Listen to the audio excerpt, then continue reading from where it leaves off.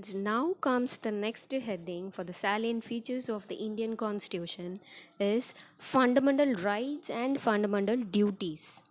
So these are the very important features of the Indian Constitution.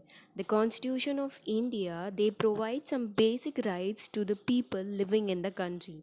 They are the rights to equality, rights to freedom, rights against exploitation, rights to freedom of religion, culture and educational rights, rights to constitutional remedies, etc.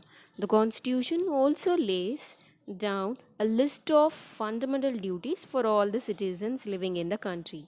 While the fundamental rights are protected by the court, the fundamental duties cannot be forced in the court of law. And now comes the next heading, Directive Principles of State Policies. Instruction given by the constitutions of the government. The directive principles are instructions. They are the instructions given by the constitutions or to the government. The constitution, they will give some principles to the government to take the country in a right path. These principles mostly aim to achieve the socio-economic prosperity for all the citizens in the country. The government is expected to frame its policies in accordance with these principles.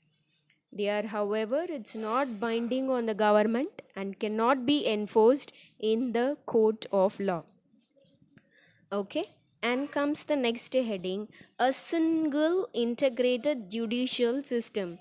The types of court in India is subdivided into three categories, you all know already: Supreme Court, High Court, and the Lower Court. The Indian judicial system is unified across the country. There is one single hierarchy right from the lower court to the Supreme Court. What is the judges of the Supreme Court? They are appointed from the experienced judges of the High Court.